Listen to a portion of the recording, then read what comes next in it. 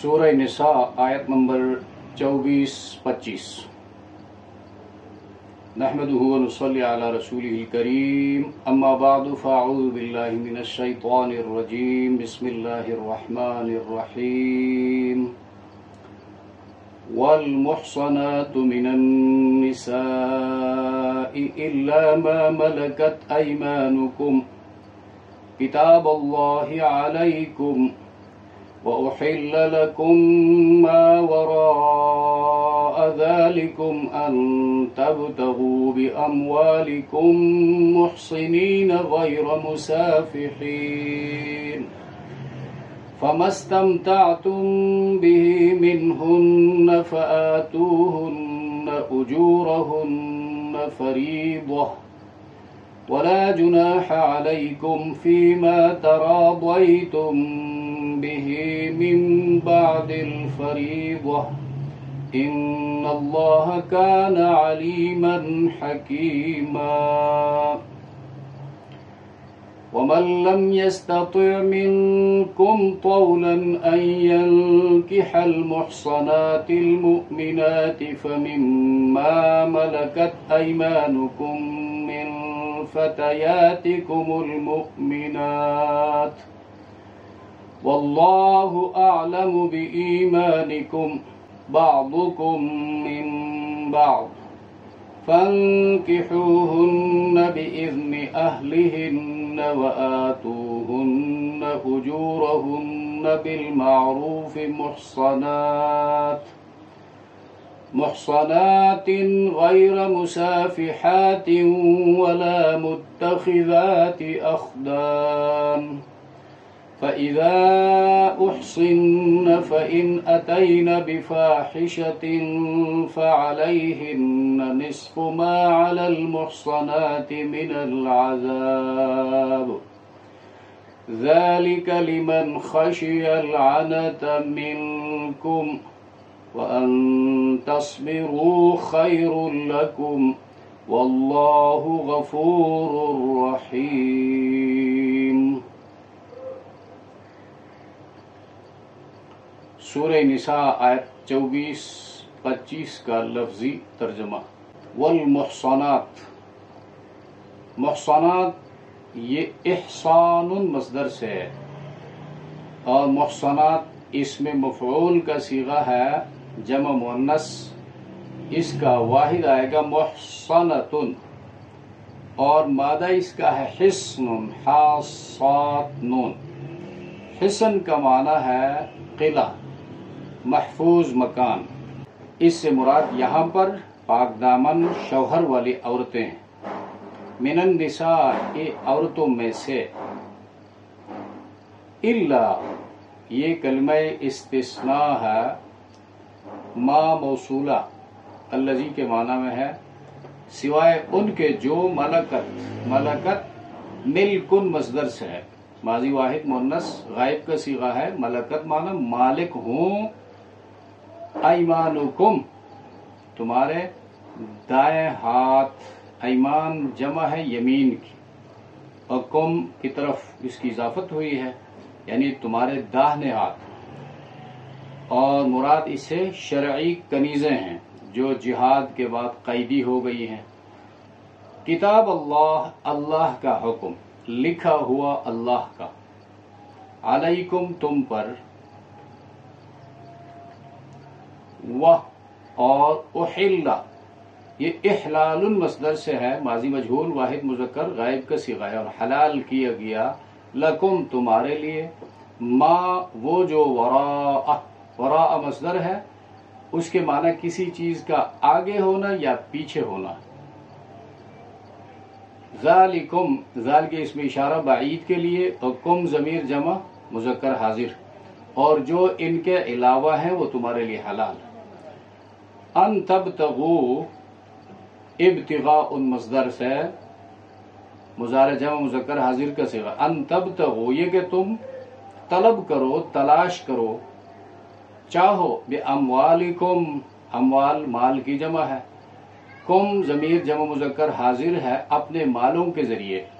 محسنین احسان مصدر سے اس میں فاعل جمع مذکر کا صیغہ ہے، قید نکاح میں لاتے ہوئے، غیرہ یہ نفی کے لیے ہے، غیرہ کا معنی ہے نہ، مصافحین جمع ہے، واحد اس کا مصافحن ہے، اور مصافحۃ مصدر سے یہ اسم فاعل جمع مذکر کا صیغہ ہے، اس کا مادہ ہے صفحن یا صفحہ، سین فاح، خون بہانے یا پانی بہانے کے لیے استعمال ہوتا ہے، صفح اور صفق، اور عورت کا مرد کے ساتھ بدکاری کے ساتھ رہنے کو مصافحہ کہا جاتا ہے۔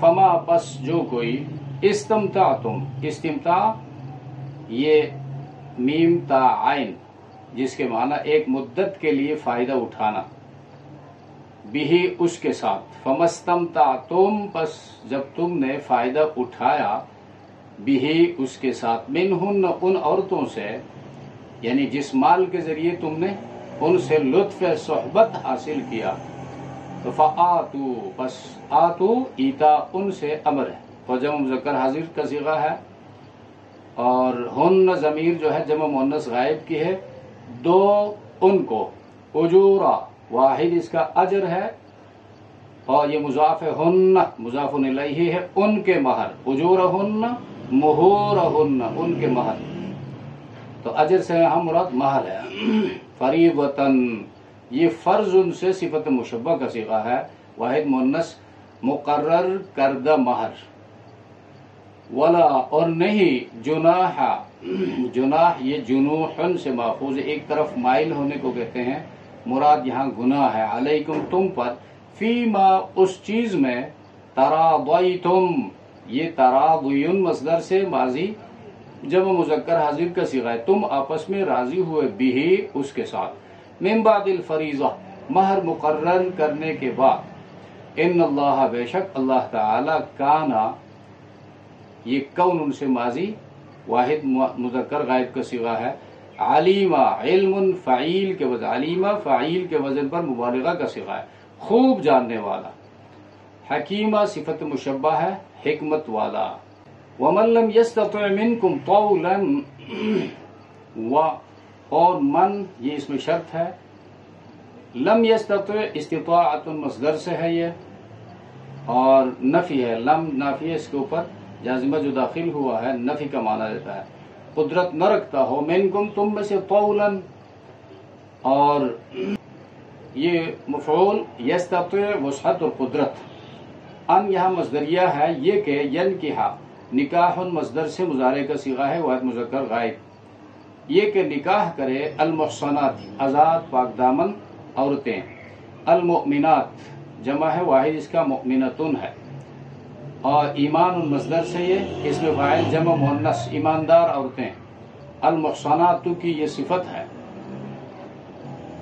فمانا پس، مما ان میں سے، ملکت یہ ملکن مصدر سے ماضی واحد مؤنث غائب کا صیغہ ہے، مالک ہوں، ایمانکم تمہارے داہنے ہاتھ، من سے فتیاتکم جمع ہے، واحد اس کا فتاتن ہے، جوان عورت کو کہتے ہیں، یہاں مراد باندیاں لونڈیاں ہیں، کم ضمیر جمع مذکر حاضر، المومنات تمہاری مومن کنیزوں میں سے، واللہ اور اللہ اعلم خوب جانتا ہے، وی ایمانکم تمہارے ایمان کو، بعضکم یہ بعض مضاف کم مضاف الیہ، تمہارے بعض من بعض اور تمہارے بعض یعنی بعض میں سے ہیں، یعنی تم سب ایک ہی جنس سے ہو، آزاد ہو یا غلام، بنی آدم ہونے کی حیثیت سے سب ایک ہی ہو، فانکحوہن نکاح مصدر سے یہ امر ہے، جمع مذکر ہن ضمیر جمع مؤنث غائب، بس نکاح کرو ان سے، بِإِذْنِ حکم سے، اجازت سے، اہلہن مالکوں کے، وآتوہن ایتاء اور دو ان کو، اجورہن مہر ان کا، بالمعروف بالمعروف اچھی طرح سے، معروف طریقہ سے، دستور کے مطابق، محصنات یہ محصنتن سے ہے، قید نکاح میں لائی ہیں، غیر مصافحات، غیر معنی نہ، مصافحات یہ مصافحتن بد کردار اور فاحشہ شہوت کو پورا کرنے والیاں ہوں، یعنی ایسی عورتوں سے نکاح مت کرو۔ ولا اور نہ ہی متخذات، اتخاذ مصدر سے اسم فاعل جمع مؤنث ہے، بنانے والیاں، پکڑنے والیاں، اخدان واحد خدن ہے، چھپے یار، پوشیدہ دوست اور چوری چھپے یاری کرنے والیاں، ولا متخذاتی اخدان۔ فَإِذَا پس جب احسن قید نکاح میں آ جائے، احسن احسان سے ہے، قید نکاح میں آنا، تو فَإِنْ أَتَيْنَا پس اگر اتینا اتیان سے وہ کرے، وہ لائے، بفاحشۃ بہت بڑی بے حیائی، بدکاری، فعلیہن پس ان پر ہے نصف آدھا ما اس سزا کا، علی المحصنات جو آزاد پاک دامن عورتوں پر ہے، من العذاب عذاب اور سزا میں سے، ذالک اس میں اشارہ، بعید یہ کنیزوں کے ساتھ نکاح کی طرف اشارہ ہے، لمن اس شخص کے لیے، خشیہ یہ خشیتن سے ہے، اس نے خوف کھایا، اندیشہ رکھا، ڈرا، العنتا سخت ضرر کو کہتے ہیں، عنت اور نقصان، یعنی بدکاری میں مبتلا ہونے کا خطرہ ہو، منکم تم میں سے، یعنی کنیز سے نکاح صرف اسی صورت میں جائز ہے کہ تم میں سے کوئی آزاد عورت سے نکاح نہ کر سکتا ہو، استطاعت نہ رکھتا ہو، اور جذبات شہوانیہ پر ضبط اور قابو بھی نہ رکھ سکتا ہو، دشوار ہو جائے تو پھر وہ کنیز سے نکاح کر سکتا ہے۔ وَأَن تَصْبِرُوا اور یہ کہ تم صبر کرو، صبر سے کام لو، جذبات پر قابو رکھو، خیر بہتر لکم تمہارے لیے، واللہ اور اللہ تعالی غفور یہ مبالغہ کا صیغہ ہے، غفران مصدر سے بہت بڑا معاف کرنے والا، رحیم یہ رحمت سے مبالغہ کا صیغہ ہے، فاعل ان کے وزن پر، اور بہت رحم کرنے والا، بڑا بخشنے والا ہے۔ سورہ نساء آیت نمبر 24-25 کی مختصر تفسیر کی تفسیر میں جانے سے پہلے آیت نمبر 23 میں جن محرمات کا ذکر ہے، چونکہ یہ آیتیں کو ریلیونٹ ہیں، مربوط ہیں، محرمات کا ذکر ان آیتوں میں بیان ہوا ہے، محرمات ابدیہ، محرمات عارضیہ یا معلقہ،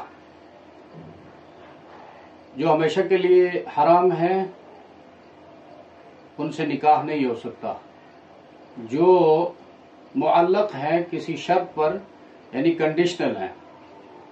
تو گزشتہ آیت نمبر 23 میں اس کو صحیح طریقے سے سمجھنا ہے، وہاں پر حرمت علیکم امہاتکم بناتکم اخواتکم، یعنی مائیں حرام کی گئی ہیں، تو ماؤں کی مائیں یہ سب اس میں آ جاتی ہیں، بنات بنت بیٹیاں، تو بیٹی کی بیٹی کی بیٹی یعنی نواسی اور پھر ان کی اولاد، اور پوتی اور ان کی اولاد، اور اسی طرح بہن اور بہن کی اولاد۔ عمات میں پھر یہ مسئلہ نہیں ہے، عمہ پھوپھی یعنی باپ کی بہن، باپ کی بہن تم پر حرام ہے حرمت ابدیہ کے ساتھ، کسی حال میں اس کے ساتھ نکاح نہیں ہو سکتا، لیکن ان کی اولاد کے ساتھ نکاح کا یہ مسئلہ نہیں ہے۔ ان کی اولاد کے ساتھ اگر کوئی اور رکاوٹ والی رشتہ نہیں ہے، یعنی رضاعت کا رشتہ نہیں ہے، تو پھر ان کی بیٹیوں کو نکاح میں لا سکتے ہیں۔ اور خالات، ماں کی بہنیں، ان کا بھی یہی حکم ہے، خالہ کے ساتھ نکاح حرام ہے، لیکن خالہ کی بیٹی جو ہے یا خالہ کا بیٹا جو ہے اس کے ساتھ نکاح حرام نہیں ہے، اگر کوئی دوسری رکاوٹ موجود نہ ہو۔ اسی طرح امہاتکم اللاتی ارضعنکم، وہ مائیں جنہوں نے تمہیں دودھ پلایا ہے، تو دودھ پلانے والی کی طرف سے دودھ پینے والے پر تمام یعنی رشتے حرام ہو جاتے ہیں، دودھ پلانے والی عورت ہے تو اس کی بہن ہے، اس کی جتنی بیٹیاں ہیں اور دودھ پینے والا بچہ ہے اس پر حرام ہے. اور دودھ پینے والے کی طرف سے صرف یہ دودھ پینے والا ان لوگوں پر حرام ہے. دودھ پلانے والی عورت کی طرف جو رشتے ہیں ان پر صرف یہ دودھ پینے والا لڑکا جو ہے بچہ یہ حرام ہے. اب یہ لڑکا جو ہے اس کے دوسرے بھائی ہیں یا اس کی دوسری بہنیں ہیں تو دودھ چونکہ اس نے پیا ہے باقی بہنوں نے نہیں پیا ہے، دودھ اس نے پیا ہے باقی بھائیوں نے نہیں پیا ہے، تو ان کا اس کے ساتھ کوئی رشتہ رضاعت کا نہیں ہے. اس طرح ربیبہ یعنی ایک عورت ہے، اس کی پہلے خاوند سے کوئی بچی ہے، کوئی لڑکی ہے، وہ آپ کی پرورش میں ہے. فی حجورکم جو فرمایا حجورکم تمہاری پرورش میں ہے، تو یہاں پر یہ سمجھ رہا ہے، سوال یہ پیدا ہوتا ہے اگر آپ کی پرورش میں نہ ہو کسی اور کی پرورش میں ہو تو کیا اس کے ساتھ نکاح جائز نہیں ہے؟ تو یہاں پر تو قید لگا دی ہے اگر تمہاری وہ پرورش میں ہے تب اس کے ساتھ نکاح نہیں کر سکتے. یہ قید اتفاقی ہے چونکہ عموماً ایسی بچی کی پرورش جو ہے وہ یہ دوسرا باپ جو ہے سوتیلا باپ کرتا ہے اور اس گھر میں آ کر اس کی وہ ماں کرتی ہے، تو عموماً جو ہے وہ سوتیلے باپ کے پرورش میں ہوتی ہے. تو وہاں پر پھر یہ مسئلہ ہے فی حجورکم قرآن کریم نے اس لیے ذکر کیا. یہ مطلب نہیں اگر وہ کسی اور کی پرورش میں ہو تب نکاح جائز نہیں، کسی اور کی پرورش میں بھی ہو نکاح اس وقت بھی جائز نہیں ہے. اس میں پھر یہ مسئلہ ہے اللاتی دخلتم بہن جو فرمایا، یعنی نکاح کرنے کے بعد ان کے ساتھ صحبت بھی کر لی تو پھر اس بیٹی سے جو دوسرے خاوند سے ہے اس کے ساتھ نکاح جائز نہیں ہے. اگر اس کے ساتھ فَإِن لَمْ تَكُونُوا دَخَلْتُمْ بِهِنَّ یعنی اس ربیبہ کی ماں کے ساتھ نکاح تو ہوا ہے لیکن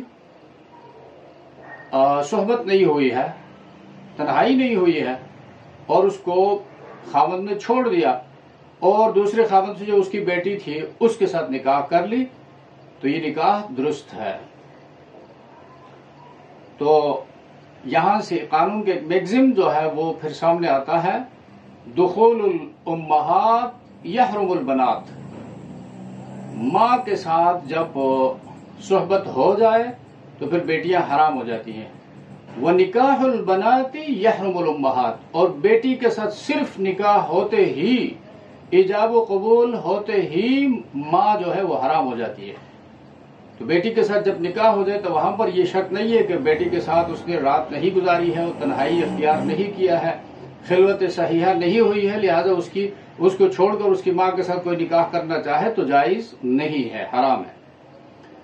اور اس طرح یہاں پر فرمایا حلائل ابنائکم الذین من اصلابکم یعنی جو تمہاری صلبی حقیقی بیٹے ہیں ان کی بیویوں کے ساتھ نکاح بھی حرام ہے. وہ بیٹا مر جائے یا وہ بیٹا اپنی بیوی کو چھوڑ دے، وہ بیوی اسے خلا لے لے، کسی حال میں بھی اپنے سسر کے ساتھ اس کا نکاح جائز نہیں ہے، وہ اس کی بہو ہے.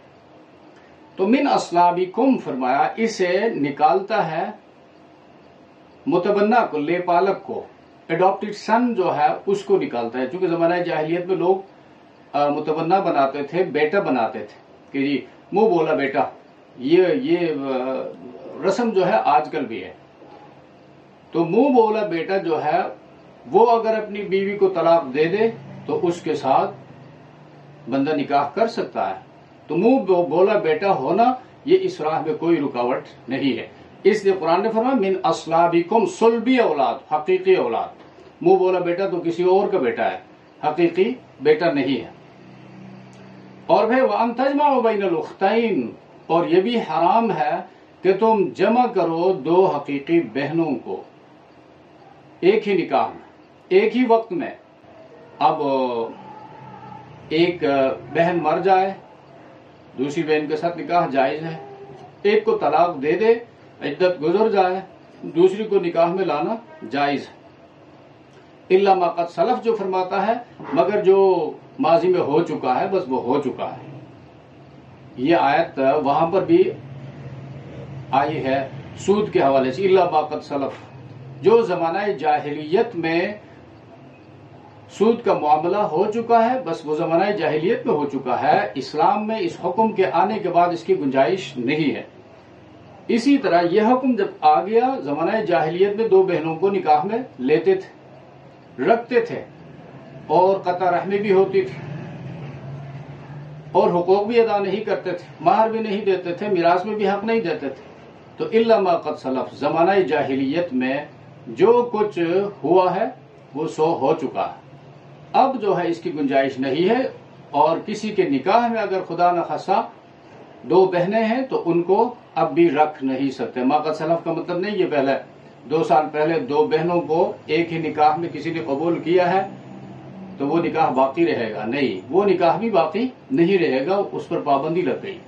اب یہاں پر آیت نمبر 24-25، والمحصنات من النساء، محصنات یہ آیت جو ہے 3 معانی میں استعمال ہوتا ہے۔ والمحصنات پاک دامن کے معنی میں استعمال ہوتا ہے، اور شوہر والی عورتوں کے لیے استعمال ہوتا ہے، جس طرح یہاں پر ہے آیت نمبر 24 میں والمحصنات من النساء، اور وہ عورتیں جو قلع بند ہیں، شوہر والیاں ہیں۔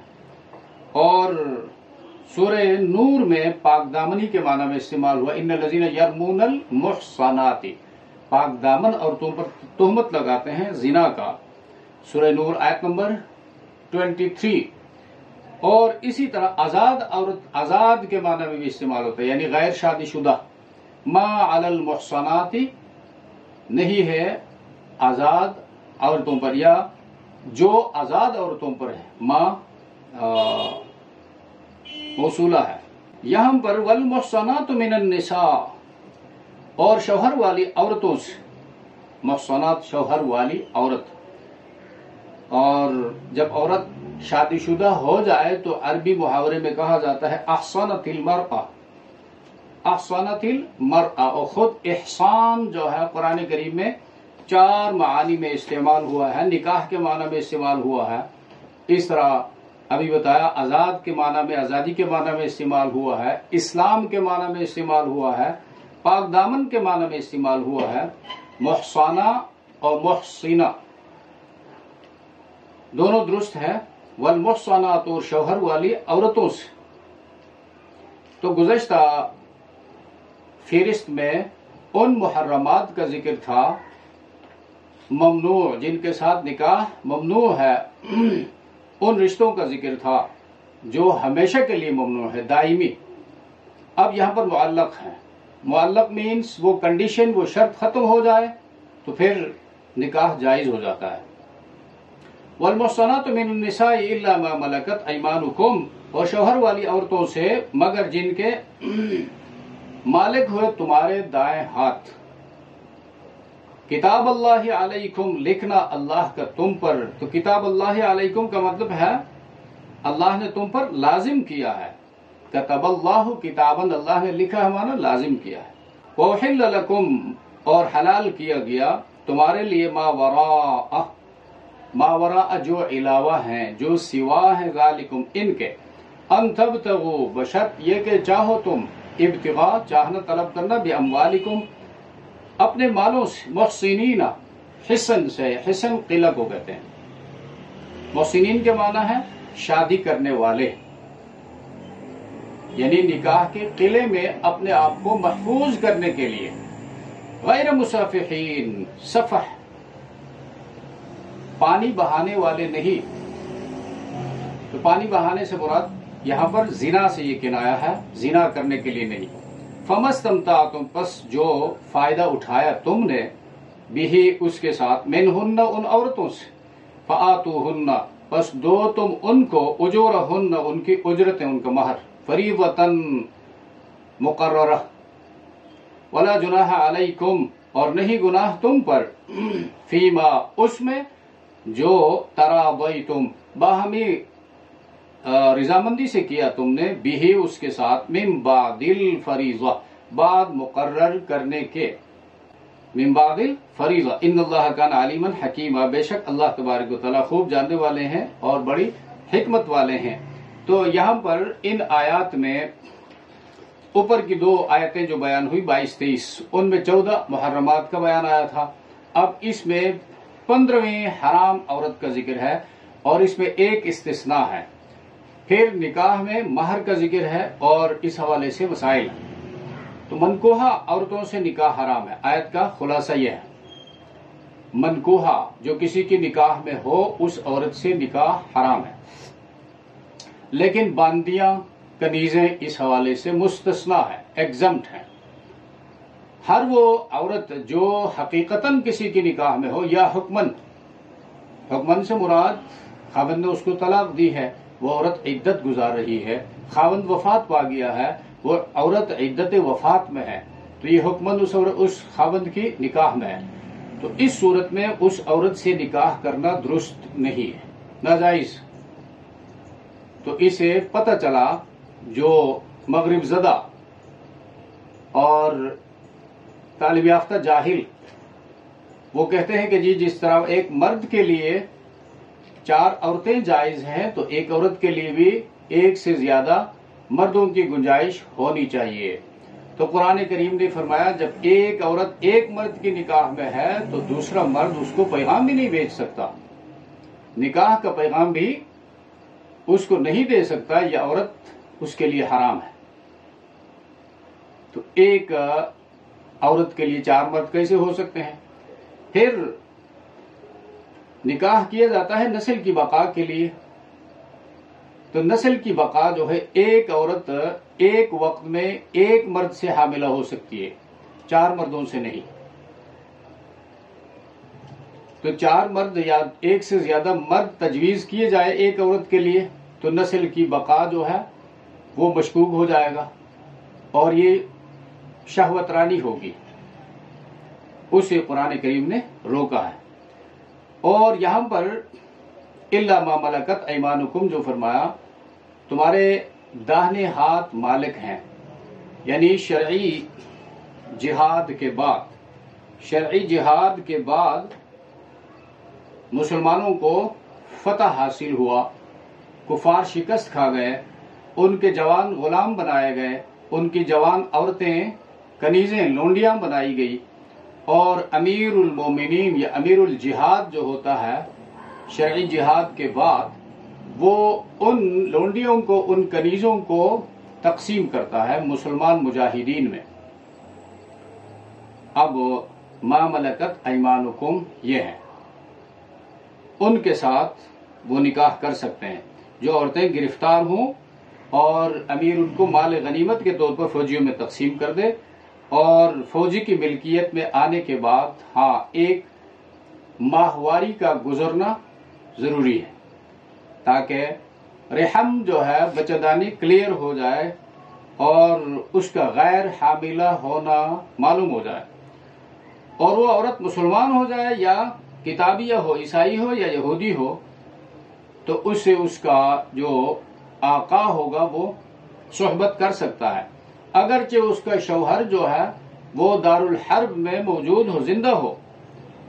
دارالحرب جو وہ ملک جو مسلمانوں کے ساتھ حالت جنگ میں ہے اس کو دارالحرب کہا جاتا ہے، وہاں پر اس عورت کا خاوند زندہ ہے اور عورت جو ہے گرفتار ہو کر مسلمانوں کے قبضے میں آئی ہے، تو تباین دارین اس کو کہا جاتا ہے۔ ملک مختلف ہو گئے تو جب ملک الگ الگ ہو گئے تو نکاح ختم ہو گیا، اس لیے مسلمان فوجی جو ہے اس کو بیوی کے طور پر استعمال کر سکتا ہے۔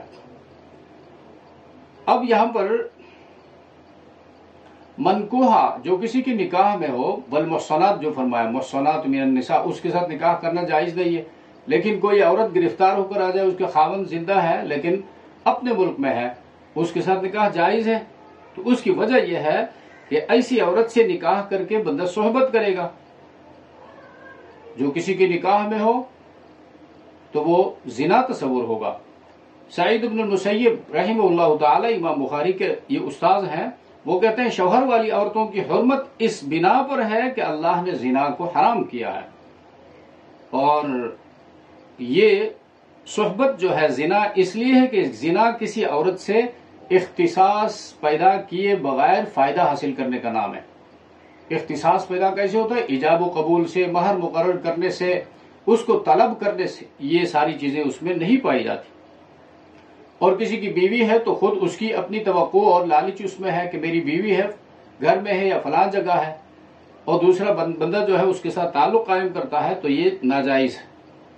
تو جب عورت جو ہے کسی کے نکاح میں ہے تو دوسرے ناکح سے اس کا اختصاص نہیں ہو سکتا، نہ پہلے شوہر کی اسے لالچ ختم ہو سکتی ہے، لہذا وہ زنا ہے۔ البتہ منکوحہ عورت باندی بن جائے، جس طرح ابھی بتایا، کسی کی منکوحہ تھی، گرفتار ہو کر آئی، باندی بن گئی، تو رحم جو ہے بچہ کلیئر ہونے کے بعد آقا کے لیے وہ حلال ہوگی۔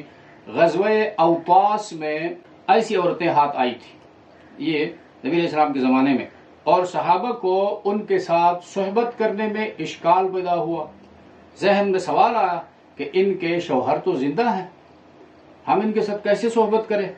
اس پر یہ آیتیں نازل ہوئی ہیں اور ان باندیوں کو حلال قرار دیا گیا ہے۔ اور یہ واقعہ جو ہے حدیث کی کتاب مشکات المصابیح حدیث نمبر 3170 یعنی 3170 میں بیان ہوا ہے۔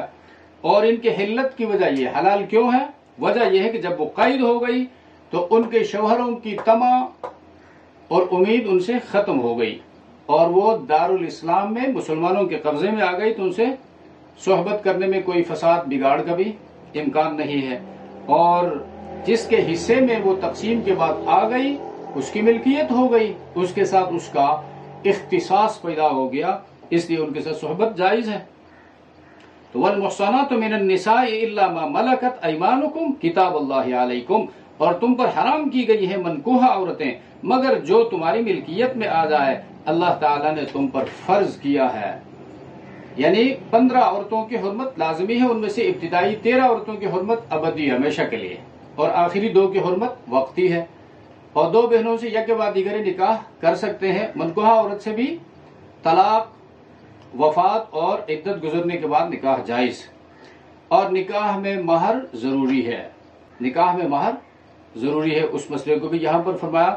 اور نبی علیہ السلام کی بعثت سے پہلے زمانہ جاہلیت میں بھی نکاح کا جو شریفانہ طریقہ تھا، نکاح کے کوئی 4 طریقے بیان ہوئے ہیں، ان میں سے ایک شریفانہ طریقہ یہ تھا جس میں مہر مقرر کیا جاتا تھا، اسلام نے اس کو برقرار رکھا، اور اس میں 2 مصلحتیں تھیں، 2 فائدے تھے۔ پہلا فائدہ یہ تھا کہ مہر سے نکاح پائیدار ہو جاتا ہے، اور نکاح کا جو مقصد ہے وہ تکمیل پذیر ہوتا ہے، اور میاں بیوی ایک دوسرے کے مضبوط رفیق ہوتے ہیں، اور اسی طرح عورت جو ہے وہ مرد کی پابند ہو جاتی ہے، لیکن مرد با اختیار رہتا ہے، اس لیے کہ مرد کو اللہ نے با اختیار بنایا ہے۔ الرجال قوامون، مرد محتمم ہے، منتظم ہے عورتوں کے، اور وہ طلاق دے سکتا ہے۔ اور ایسا قانون بنانا کہ جس میں مردوں کو بالکل بے بس بنایا جائے عورتوں کے سامنے، یہ قرآن کی اس آیت کے خلاف ہے، اور مغربی تہذیب کا شاخسانہ کہلائے گا، اور ایک بہت بڑی گمراہی ہوگی، اور خاندانی نظام کو بگاڑنے کا وہ بہت بڑا سبب اور تحریک ہوگا۔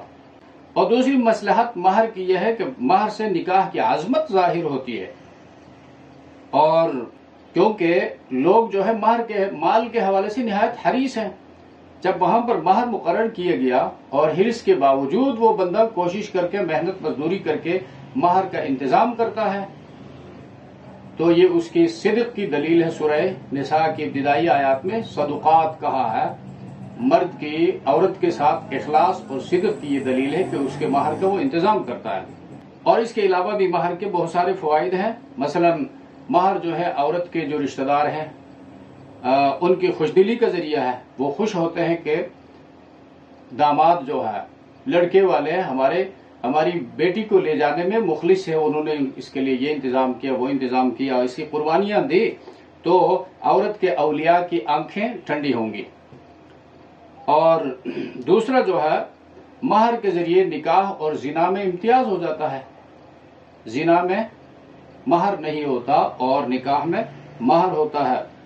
تو یہاں پر آیت میں یہ فرمایا وَأُحِلَّ لَكُمْ مَا وَرَاءَ ذَلِكُمْ، اور تمہارے لیے حلال کی گئی ہے جو اس کے علاوہ ہے، أَن تَبْتَغُوا بِأَمْوَالِكُمْ، یہ کہ تم تلاش کرو ان کو اپنی مالوں سے.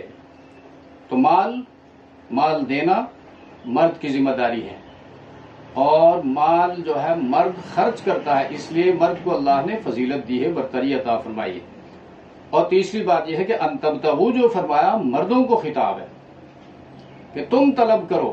عورتوں سے نہیں کہا ہے کہ تم لوگوں کے واٹس ایپ نمبر لے کر ہر ایک سے رابطہ رکھو اور کچھ کو اپنے ریزرو اس میں لسٹ میں رکھو اور ایک کے ساتھ نکاح کرو، اس کے ساتھ انبن ہو جائے 6 مہینے کے اندر خلا لے کر اور دوسروں کے ساتھ رابطہ پھر شروع کرو.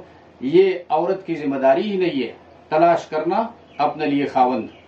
مردوں کو اللہ نے حکم دیا کہ تم تلاش کرو، اور تلاش بھی اپنے مالوں سے، مال خرچ کر کے، اور پھر پاک دامنی کی نیت ہو، ارادہ ہو، غیر مصافحین، نہ کہ پانی بہانے کے لیے. غیر مصافحین، پانی بہانے والے نہیں، یعنی زنا کرنے کی شہوت رانی کرنے کی نیت سے نہیں، اور آج کل کی اصطلاح میں گرل فرینڈ بوائے فرینڈ بننے کے لیے نہیں.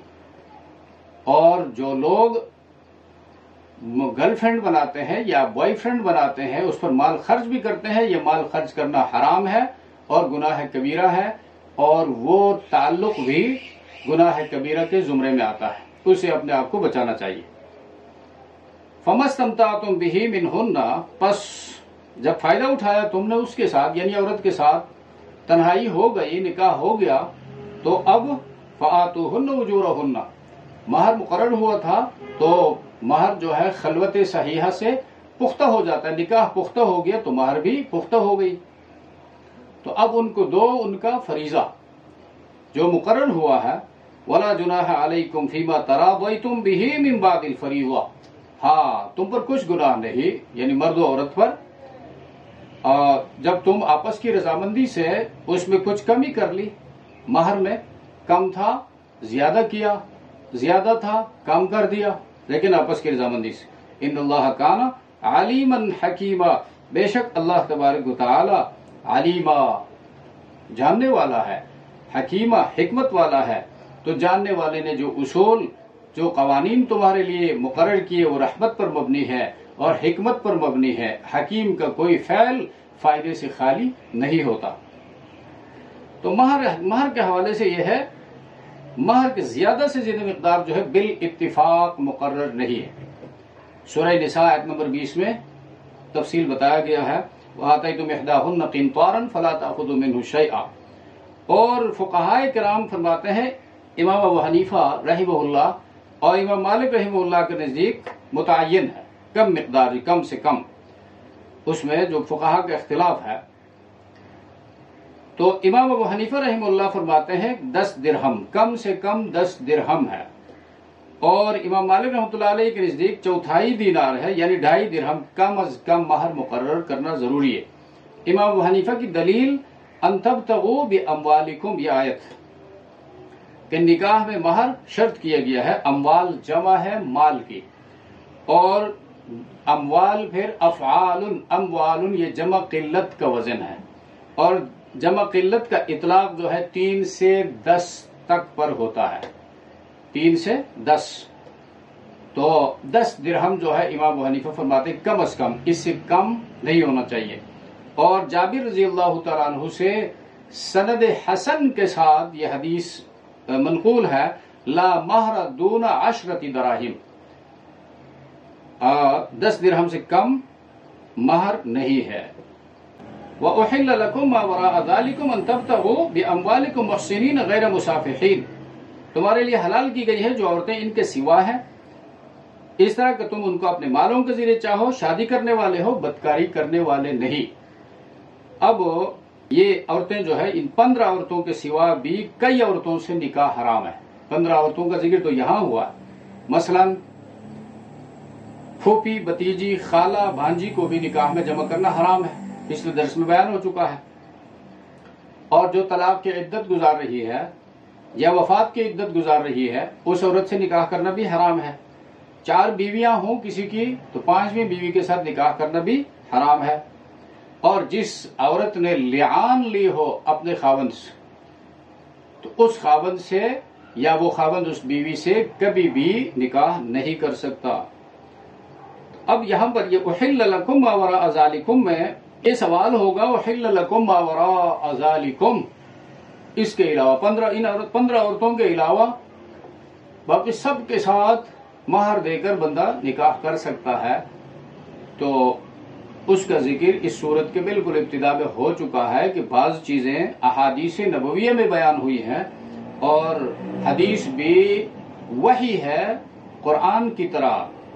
مشکات کی حدیث میں آتا ہے حدیث نمبر 163 یعنی 163، اس میں نبی علیہ السلام فرماتے ہیں الا انی اوتیت القرآن ومثلہ معہ، خبردار ہو جاؤ، سنو مجھے قرآن دیا گیا ہے اور اس کی مثل دوسری چیز دی گئی ہے، یعنی وہ ہے میری سنت. تو بعض محرمات کا ذکر پھر قرآن میں آیا ہے. اور 4 سے زیادہ بیویاں نہیں رکھ سکتی، یہ مطلب نہیں دنیا جہاں کی عورتوں کے ساتھ بس جتنی بھی کرنا چاہے مہر دے کر اپنے نکاح میں لائے تو اس پر پابندی ہے. ابتدائی آیات میں سورہ نساء کی وہ بیان ہو چکا ہے. فَانْكِحُوا مَا طَابَ لَكُم مِنَ النِّسَاءِ مَثْنَىٰ وَثُلَاثَ وَرُبَاعَ، 4 تک، 4 سے زیادہ نہیں رکھ سکتا اور وہ بھی عدل کی شرط پر.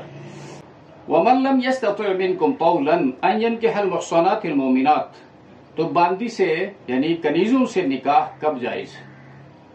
یعنی دوسرے درجے کی وہ شہری ہے جب تک وہ کنیز ہیں اور اسلام کے مقابلے میں وہ آئی ہے، گرفتار ہوئی ہے اور یہ ان کی سزا ہے. باقی جب وہ ایمان لے آئی ہے تو ہو سکتا ہے اعمال کے لحاظ سے وہ کسی آزاد مسلمان سے اللہ کی نگاہ میں بڑھ کر ہوں، اور اس لیے کہ دونوں آدم علیہ السلام کی اولاد ہے. وہ کنیز بھی جو گرفتار ہو کر آئی ہے اور کسی کی باندی بنی ہے، اور وہ آزاد مسلمان بھی، دونوں آدم کی اولاد. اس حوالے سے کوئی فرق نہیں ہے. تو یہاں پر فرمایا وَمَن لَّمْ يَسْتَطِعْ مِنكُمْ طَوْلًا، اور جو شخص نہ رکھے تم میں سے طاقت نہ رکھے،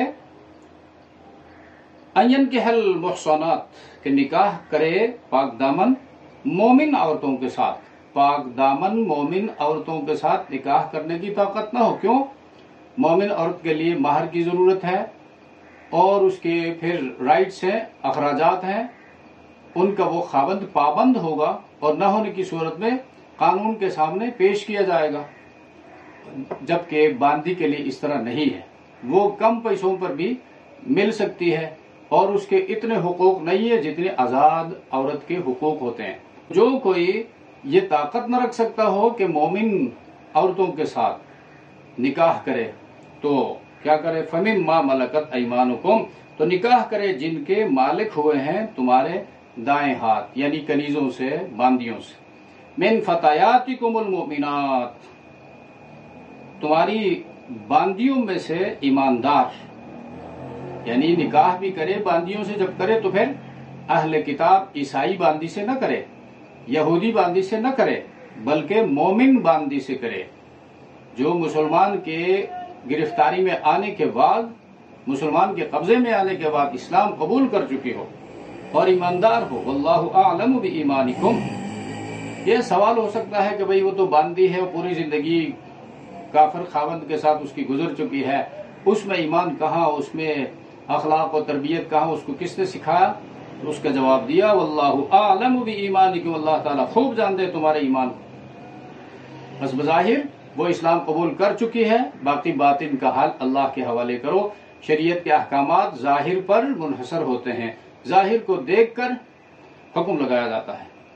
بعضکم من بعض، تمہارا ایک دوسرے سے ہے، یعنی تم ایک دوسرے سے ہونے کا مطلب یہ ہے کہ تم سب آدم کے اولاد ہو اور تمہارا اوریجن جو ہے، تمہاری اصل آدم اور حوا ہے. فَانْكِحُوهُنَّ بِإِذْنِ أَهْلِهِنَّ، ہاں پھر شرط لگا دی، ان کے ساتھ نکاح کرو ان کے آقاؤں کی اجازت سے. اس لیے وہ کسی کی باندی ہے، لہذا باندی کا اپنا کوئی اختیار نہیں ہوتا، اس کے اختیارات سارے ٹرانسفر ہیں اس کے خاوند کو، آقا کو. تو لہٰذا اس کے ساتھ نکاح کرتے وقت اس کے آقا سے پرمیشن لینے کی ضرورت ہوگی. آقا اجازت دے گا تو یہ اس بندے کے ساتھ نکاح کر سکتی ہے، اور نکاح کے بعد بھی باندی اس آقا کی رہے گی، خدمت اس آقا کی کرے گی. ہاں آقا جو ہے اس کو اپنی صحبت کے لیے پھر استعمال نہیں کر سکتا، اس لیے کہ یہ کسی کی منکوحہ ہو گئی. خدمت اسے لے گا لیکن اس کے ساتھ صحبت نہیں کر سکتا. فَانْكِحُوهُنَّ بِإِذْنِ أَهْلِهِنَّ، ان کے مالکوں کی آقاؤں کی اجازت سے. وَآتُوهُنَّ، اور دو تم ان کو اجورهن، ان کی اجرتیں، ان کا جو مہر مقرر کیا ہے وہ مہر ان کو دو. بالمعروف، دستور کے موافق. یعنی اس علاقے میں ایسی باندیوں کی مختلف قسمیں ہوتی ہیں. صحت مند ہے، خوبصورت ہے اور ہنرمند ہے تو اس کا مہر کچھ مختلف ہے، اور کوئی گزارے والی باندی ہے اس کا مہر اس سے کم ہو سکتی ہے. تو آتوہن اجورہن بالمعروف، دستور کے موافق. محصنات، شادی کرنے والیاں، تو یہ باندیاں بھی شادی کرنے والیاں ہوں. غیر مصافحات، بدکاری کرنے والیاں نہیں. یہ نہیں کہ نکاح کرنے کے بعد بھی خاوند کے لیے مصیبت بنی رہے. ولا متخذات اخدان، اور نہ بنانے والیاں چوری چھپی یاری. چوری چھپی یاری یعنی وہی بوائے فرینڈ اور گرل فرینڈ، چوری چھپی یار ہیں یہ. اور اس کی گنجائش بالکل اسلام میں نہیں ہے. اسلام میں نکاح ہے اور نکاح میں اعلان ضروری ہے، اور اعلان کی کم از کم جو شرط ہے وہ 2 گواہ ہیں. 2 گواہ مسلمان گواہوں کے سامنے ایجاب و قبول کیا جائے. فَإِذَا أُحْصِنَّ، پس جب وہ منکوحہ بنا لی گئی، احصنّ یعنی قلعے کے اندر لائی گئی، احسان. فَإِنْ أَتَيْنَ بِفَاحِشَةٍ، اس کے بعد اگر وہ فاحشہ زنا کا، بدکاری کے مرتکب ہو جائے تو فَعَلَيْهِنَّ، تو ان پر ہے نصف، آدھی، ما اس کی جو علی المحصنات، آزاد عورتوں پر ہے، سزا، من العذابی، سزا سے. اب آزاد عورتوں پر جو سزا ہے، آزاد غیر شادی شدہ عورتوں کی سزا، فَاجْلِدُوا كُلَّ وَاحِدَةٍ مِّنْهُمَا مِئَةَ جَلْدَةٍ، كُلَّ وَاحِدٍ مِّنْهُمَا مِئَةَ جَلْدَةٍ. آزاد مرد اور آزاد عورت زنا کرے تو پھر 100 کوڑے مارنا ہے ہر ایک کو. اب وہ سزا جو آزاد مرد و عورت کی ہے، اگر باندی جو ہے بدکاری کا مرتکب ہو جائے تو اس کا نصف جو ہے اس کو دی جائے گی، یعنی 50 کوڑے مارے جائیں گے. تو وہاں پر جو ہے قرآن کریم نے آزاد عورتوں کے مقابلے میں لونڈیوں کے ساتھ نکاح کا کہا، اور یہاں پر پھر ان کی سزا میں تخفیف کر دی. اگر ان سے بدکاری کا ارتکاب ہو جائے تو پھر وہ آزاد عورتوں کی سزا ان کو نہیں ملے گی، بلکہ ان کا نصف جو ہے وہ سزا ان کو دی جائے گی. ذالک لمن خشی العنت، یہ بات اس کے لیے ہے جو ڈرتا ہے مشقت سے. العنت، عنت کے اصل معنی ہے مشقت، اور اس کا جو مرادی معنی ہے وہ زنا. زنا میں پڑنے سے ڈرتا ہے. منکم، تم میں سے، مسلمانوں میں سے. یعنی اس کے ساتھ، باندی کے ساتھ، آزاد کو چھوڑ کر باندی کے ساتھ نکاح کرنے کی اجازت جو ہے یہ اس شخص کے لیے ہے جو اپنی شہوت پر کنٹرول نہیں رکھ سکتا ہے اور زنا میں مبتلا ہونے کا امکان ہے، تو اس کو شریعت نے اجازت دی. ہاں، وَأَن تَصْبِرُوا، اور صبر کرنا، خیر لکم، بہتر ہے تمہارے لیے. اپنی شہوت پر قابو رکھو. کیوں؟ باندی کے ساتھ کوئی نکاح کرے گا تو اس سے جو اولاد ہوگی وہ اولاد بھی غلام ہوگی اس آقا کی جس آقا کی وہ باندی ہے. تو نسل میں پھر غلامی آ گئی، اور غلام جب ہو گئی تو آزادی سے وہ کچھ بھی نہیں کر سکتا. نہ وہ آزادی سے سوچ سکتا ہے، نہ کما سکتا ہے، نہ پڑھ سکتا ہے، نہ کچھ اور کر سکتا ہے. لہذا اس بڑے نقصان سے بچنے کے لیے بندہ صبر و تحمل سے کام لے لے اور محنت مزدوری کرے اور آزاد شریف پاک دامن عورت کے ساتھ نکاح کرے. اس کی دلیل یہ ہے وَأَن تَصْبِرُوا خَيْرٌ لَكُمْ وَاللَّهُ غَفُورٌ رَحِيمٌ. اور صبر کرنا بہتر ہے تمہارے لیے، اور اللہ تعالیٰ بڑے بخشنے والے ہیں اور بڑے رحم کرنے والے ہیں۔ اللہ تبارک و تعالیٰ ہم سب کو سمجھ عطا فرمایا۔ سبحان ربک رب العزت عما یصفون وسلام علی المرسلین والحمد للہ رب العالمین، آمین یا رب۔